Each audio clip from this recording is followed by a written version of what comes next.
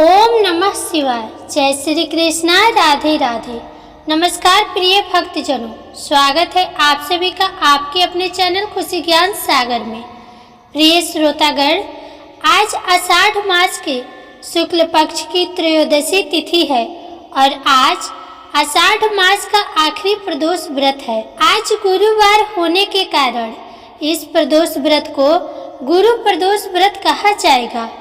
गुरु प्रदोष का व्रत रखने और इसकी कथा को सुनने से मनुष्य अपनी और अपने बच्चों की बुद्धि और स्वास्थ्य को ठीक कर सकता है। गुरु प्रदोष का व्रत मनुष्य को सदा सुखी रहने का आशीर्वाद प्रदान करता है। गुरु प्रदोष की कथा सुनने से गणेश भगवान की कृपा से हर कार्य में उन्नति और सफलता की प्राप्ति होती है। तो आज के इस वीडियो में आप गुरु प्रदोष व्रत की संपूर्ण कथा का श्रवण करेंगे, तो इन कथाओं को बड़े ही श्रद्धा और प्रसन्नचित्त मन से पूरा अवश्य सुनिएगा। आइए गणेश भगवान का ध्यान करते हुए कथा को शुरू करते हैं। शत्रु विनाशक शक्ति प्रिय व्रत है यह अति श्रेष्ठ, वार मास तिथि सर्व से व्रत है यह अति ज्येष्ठ।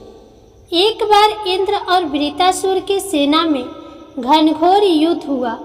देवताओं ने दैत्य सेना को पराजित कर नष्ट भ्रष्ट कर डाला। यह देख वृत्तासुर अत्यंत क्रोधित हो स्वयं युद्ध को उद्धत हुआ। आसुरी माया से उसने विकराल रूप धारण कर लिया। सभी देवता भयभीत हो गुरुदेव बृहस्पति की शरण में पहुँचे। बृहस्पति महाराज बोले, पहले मैं तुम्हें वृत्तासुर का वास्तविक परिचय दे दूं। वृत्तासुर बड़ा तपस्वी और कर्मनिष्ठ है। उसने गंधमादन पर्वत पर घोर तपस्या कर शिव जी को प्रसन्न किया है। पूर्व समय में वह चित्ररथ नाम का राजा था।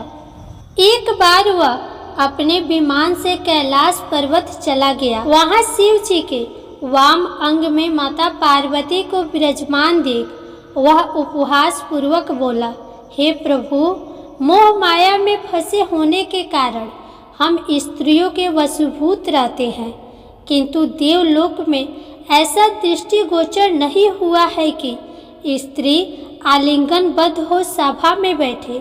चित्ररथ के यह वचन सुन सर्वव्यापी शिव शंकर हंसकर बोले, हे राजन, मेरा व्यवहारिक दृष्टिकोण पृथक है।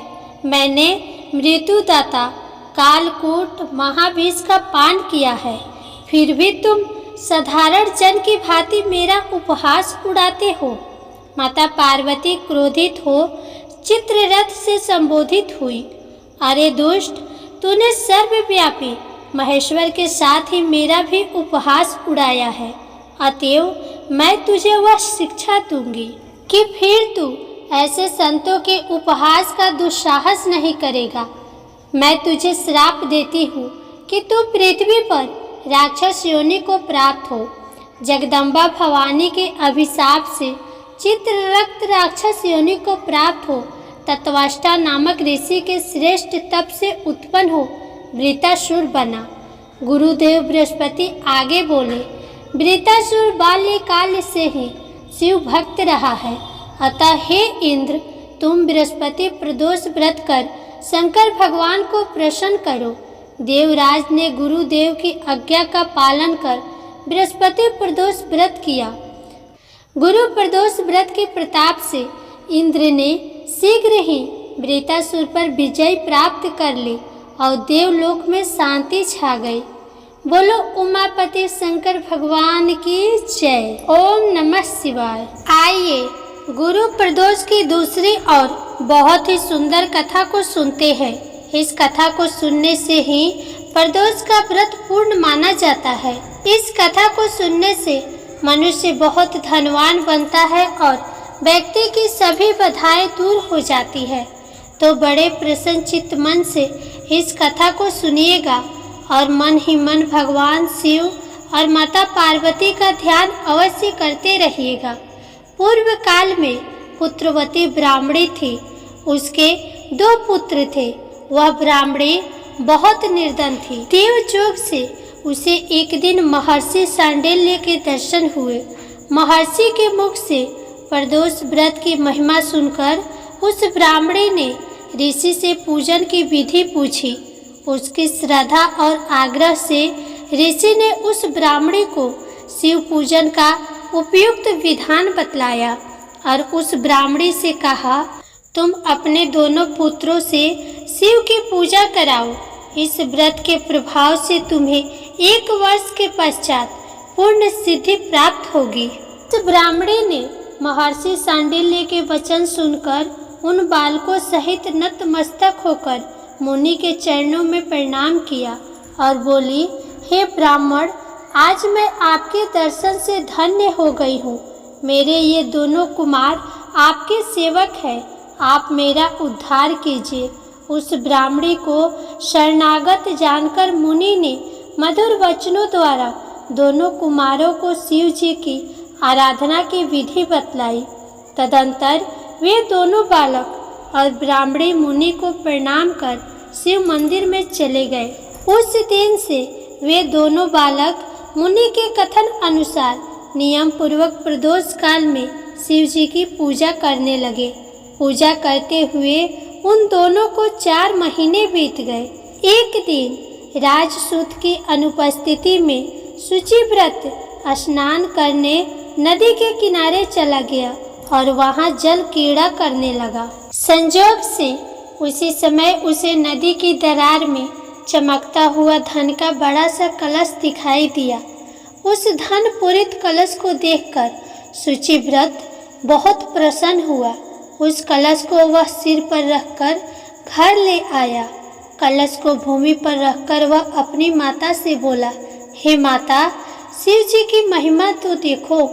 भगवान ने इस घड़े के रूप में मुझे अपार संपत्ति दी है। उसकी माता घड़े को देखकर आश्चर्य करने लगी और राजसूत को बुलाकर कहा, बेटे, मेरी बात सुनो। तुम दोनों इस धन को आधा आधा बांट लो। माता की बात सुनकर शुचिव्रत बहुत प्रसन्न हुआ, परंतु राजसूत ने अपनी असहमति प्रकट करते हुए कहा, हे माँ, ये धन तेरे पुत्र के पुण्य से प्राप्त हुआ है। मैं इसमें किसी प्रकार का हिस्सा नहीं ले सकता, क्योंकि अपने किए कर्म का फल मनुष्य स्वयं ही भोगता है। इस प्रकार शिव पूजन करते हुए एक ही घर में उन्हें 1 वर्ष हो गया। एक दिन राजकुमार ब्राह्मण के पुत्र के साथ बसंत ऋतु में विहार करने के लिए गया। वे दोनों जब साथ साथ वन में बहुत दूर निकल गए तो उन्हें वहां पर सैकड़ों गंधर्व कन्याएं खेलती हुई दिखाई पड़ी। ब्राह्मण कुमार उन गंधर्व कन्याओं को कीड़ा रच देखकर राजकुमार से बोला, यहाँ पर कन्याएं विहार कर रही है, इसलिए हम लोगों को अब और आगे नहीं जाना चाहिए, क्योंकि वे गंधर्व कन्याएं शीघ्र ही मनुष्य के मन को मोहित कर लेती है। इसलिए मैं तो इन कन्याओं से दूर ही रहूँगा। परंतु राजकुमार उसकी बात को अनसुनी कर कन्याओं के विहार स्थल में निर्भीक भाव से अकेले ही चला गया। उन सब गंधर्व कन्याओं में प्रधान सुंदरी उस समय आए हुए राजकुमार को देखकर मन में विचार करने लगी कि कामदेव के समान सुंदर रूप वाला ये राजकुमार कौन है। उस राजकुमार के साथ बातचीत करने के उद्देश्य से सुंदरी ने अपनी सखियों से कहा, सखियों, तुम लोग निकट के वन में जाकर अशोक, चंपक, मौल, श्री आदि के ताजे फूल तोड़ लाओ। तब तक मैं तुम्हारी यहाँ पर प्रतीक्षा के लिए रुकी रहूँगी। उस गंधर्व कुमारी की बात सुनते ही सब सखियाँ वहाँ से चली गई। सखियों के जाने के बाद वह गंधर्व कन्या राजकुमार को स्थिर दृष्टि से देखने लगी। उन दोनों में परस्पर प्रेम का संचार होने लगा। गंधर्व कन्या ने राजकुमार को बैठने के लिए आसन दिया। प्रेमालाभ के कारण राजकुमार के सहवास के लिए वह सुंदरी व्याकुल हो उठी और राजकुमार से प्रश्न करने लगी, हे कमल के समान नेत्रों वाले, आप किस देश के रहने वाले हैं? आपका यहाँ आना क्यों हुआ है? गंधर्व कन्या की बात सुनकर राजकुमार ने जवाब दिया, मैं विदर्भ राजा का पुत्र हूँ। मेरे माता पिता स्वर्गवासी हो चुके हैं। शत्रुओं ने मुझसे मेरा राज्य हरण कर लिया है। यह बात सुनकर कन्या ने विवाह हेतु राजकुमार को अपने पिता से मिलने के लिए दूसरे दिन बुलाया। दूसरे दिन गंधर्व कन्या द्वारा निश्चित दिन वह राजकुमार शुचिव्रत के साथ उसी वन में पहुंचा। वहां पहुंचकर उन लोगों ने देखा गंधर्वराज अपनी पुत्री अंशुमति के साथ उपस्थित होकर प्रतीक्षा में बैठे हैं। गंधर्व ने उन दोनों कुमारों का अभिनंदन करके उन्हें सुंदर आसन पर बैठाया और राजकुमार से कहा, मैं परसों कैलाशपुरी को गया था। वहां पर भगवान शंकर पार्वती सहित विराजमान थे। उन्होंने मुझे अपने पास बुलाकर कहा, पृथ्वी पर राज्यच्युत होकर धर्मगुप्त नामक राजकुमार घूम रहा है। शत्रुओं ने उसके वंश को नष्ट भ्रष्ट कर दिया है। वह कुमार सदा ही भक्ति पूर्वक मेरी सेवा किया करता है, इसलिए तुम उसकी सहायता करो जिससे वह अपने शत्रुओं पर विजय प्राप्त कर सके। इसीलिए मैं भगवान शंकर की आज्ञा से अपनी पुत्री अंशुमति आपको सौंपता हूँ। मैं शत्रुओं के हाथ में गए हुए आपके राज्य को वापस दिला दूंगा। आप इस कन्या के साथ 10,000 वर्षों तक सुख भोग कर शिवलोक में आने पर भी मेरी पुत्री इसी शरीर में आपके साथ रहेगी। इतना कहकर गंधर्वराज ने अपनी पुत्री का विवाह राजकुमार के साथ कर दिया। दहेज में अनेक दास दासियां तथा शत्रुओं पर विजय पाने के लिए गंधर्वों की चतुरंगड़ी सेना भी दी। राजकुमार ने गंधर्वों की सहायता से शत्रुओं को नष्ट किया और वह अपने नगर में प्रविष्ट हुआ। मंत्रियों ने राजकुमार को सिंहासन पर बैठाकर राज अभिषेक किया।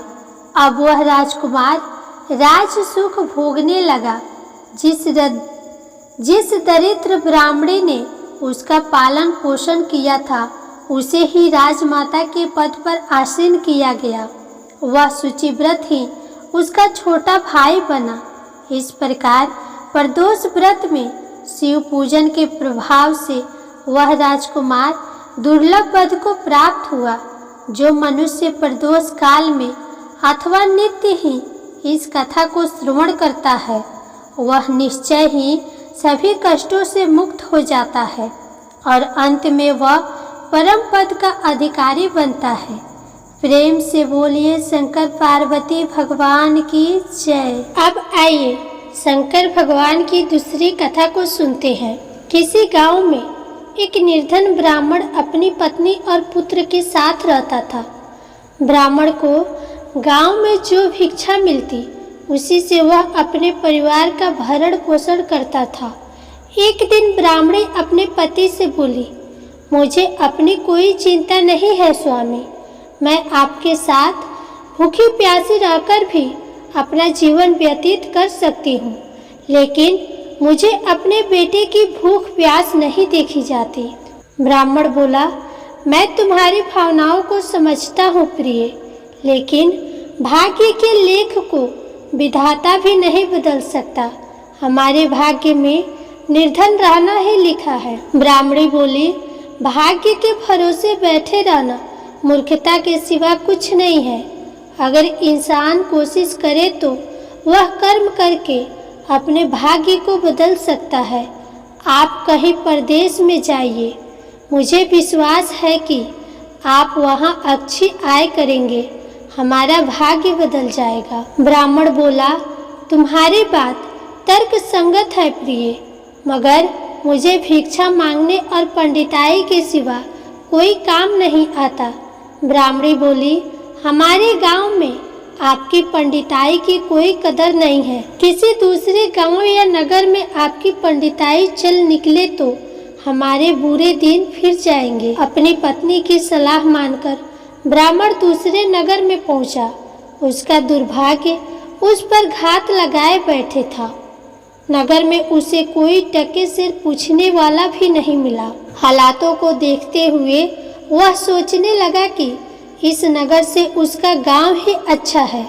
नगरवासी तो पूरे नास्तिक हैं। उसे भिक्षा तक भी देने को तैयार नहीं है।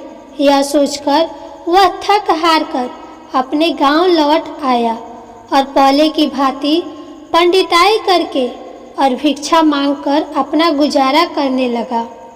एक दिन वह भिक्षा मांगकर लौट रहा था, तभी उधर से भगवान शिव माता पार्वती के साथ गुजरे। उस निर्धन ब्राह्मण की हालत देखकर माता पार्वती ने ब्राह्मण की तरफ संकेत करते हुए भगवान शिव से कहा, आप उस ब्राह्मण को देख रहे हैं स्वामी? शिव बोले, हाँ, वह बहुत निर्धन है और दुखी भी है। माता पार्वती बोली, आप उसके दुख का निवारण करें नाथ। एक तो ब्राह्मण, दूसरे दरिद्र, मुझे उसका दुख नहीं देखा जाता। शिव बोले, यह मृत्यु लोक है प्रिय। यहाँ पर हर प्राणी किसी न किसी दुख से त्रस्त है। सब अपने अपने कर्मों का भोग भोग रहे हैं। तुम किस किस का दुख दूर कराओगी? पार्वती बोली, आपको उस निर्धन ब्राह्मण को धनवान बनाना होगा स्वामी। शिव बोले, वह भाग्यहीन है पार्वती। उसके भाग्य में फटे पुराने कपड़े और रूखा सूखा भोजन ही लिखा है। मगर पार्वती अपनी जिद पर अड़ी रही। अंत में हारकर शिव को पार्वती की बात माननी पड़ी। उन्होंने उस रास्ते में, जिस रास्ते से ब्राह्मण जा रहा था, सोने की एक ईंट डाल दी। अचानक ब्राह्मण को क्या सूझा? उसने सोचा कि वह आंखें बंद करके कितनी दूर चल सकता है। यह सोचकर वह अपनी आंखें बंद करके चलने लगा और सोने के ईंट के बिल्कुल समीप से होकर आगे गुजर गया। काफी दूर आगे जाने के बाद ही उसने अपनी आंखें खोली। यह देख भगवान शिव मुस्कुराते हुए बोले, हमने तुमसे कहा था न प्रिय कि वह ब्राह्मण भाग्यहीन है। भाग्यहीन मनुष्य कभी धन प्राप्त नहीं कर सकता। और फिर भगवान शिव पार्वती के साथ कैलाश पर्वत लौट गए। लेकिन वहां पहुंचने के बाद भी पार्वती उस निर्धन ब्राह्मण के बारे में सोचने लगी। वह किसी न किसी तरह उस ब्राह्मण को देखना चाहती थी। पार्वती को उदास देखकर भगवान शिव ने पूछा, क्या बात है प्रिय, इतनी उदास क्यों हो? पार्वती ने भगवान शिव से निवेदन किया, स्वामी, उस निर्धन ब्राह्मण का परिवार 3 सदस्यों का है। उनमें आप किसी एक को धनवान बना दे, ब्राह्मण परिवार की दरिद्रता मिट जाएगी। आप उन तीनों को एक एक वर दे। मुझे उम्मीद है कि वे तीनों आपसे दौलत का वर ही मांगेंगे। इस तरह वे धनवान बन जाएंगे। शिव बोले, ठीक है प्रिय, जैसा तुम चाहोगी वैसा ही होगा। और फिर कुछ दिनों बाद भगवान शिव पार्वती के साथ ब्राह्मण के घर पहुँचे। साक्षात भगवान शिव और पार्वती को देखकर ब्राह्मण परिवार आत्मविभोर हो उठा। उन्होंने भगवान शिव और पार्वती के चरण स्पर्श किए। शिव बोले, मैं तुम तीनों को एक एक वर देना चाहता हूँ। तुम तीनों अपनी इच्छा अनुसार वर मांग सकते हो। ब्राह्मणी उतावली होते हुए बोली, पहले मुझे वर दीजिए प्रभु। भगवान शिव ने कहा, मांगो, क्या चाहती हो? काफी सोचने समझने के बाद ब्राह्मणी बोली, भगवान, मुझे दुनिया की सबसे अधिक खूबसूरत और जवान औरत बना दीजिए। मरते दम तक मेरी जवानी और सुंदरता कायम रहे। भगवान शिव ने मुस्कुराकर कहा, तथास्तु। अगले ही पल बूढ़ी ब्राह्मणी एक जवान और खूबसूरत युवती के रूप में बदल गई। उसी समय उनके घर के सामने से गांव के जमींदार का पुत्र गुजर रहा था, जो घोड़े पर सवार था। उसने खूबसूरत ब्राह्मणी को देखा तो उस पर मुग्ध हो उठा। वह इस खूबसूरत ब्राह्मणी से शादी करेगा, यह सोचकर उसने उसे अपने घोड़े पर बैठाया और घोड़ा अपनी हवेली की तरफ दौड़ा दिया। यह देख ब्राह्मण अपनी छाती पीटते हुए विलाप करने लगा, हाय मेरी पत्नी, रोओ मत ब्राह्मण श्रेष्ठ, तुम भी मुझसे कोई वर मांग लो, जो मांगोगे तुम्हें मिलेगा। भगवान शिव सत्वावना देते हुए बोले, मेरी पत्नी को वापस बुला लीजिए प्रभु, मुझे इसके सिवा कुछ नहीं चाहिए। ब्राह्मण ने निवेदन करते हुए कहा। भगवान शिव बोले, तथास्तु। देखते ही देखते ब्राह्मणी वहाँ खड़ी थी। अपनी पत्नी को सामने देखकर ब्राह्मण ने राहत की सांस ली। भगवान शिव ने ब्राह्मण पुत्र से कहा, तुम क्या वर मांगते हो बेटा? ब्राह्मण पुत्र ने काफी सोचने समझने के बाद कहा, भगवान मुझे कुछ नहीं चाहिए, लेकिन आप मेरी माँ को पहले जैसी बुढ़ी बना दीजिए। तथास्तु, भगवान शिव ने कहा और अगले ही पल ब्राह्मणी पहले के समान बुढ़ी हो गई।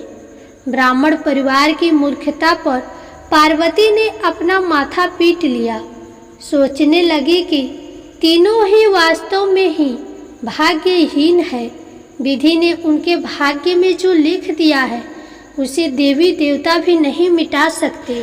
प्रेम से बोलिए शंकर भगवान की जय।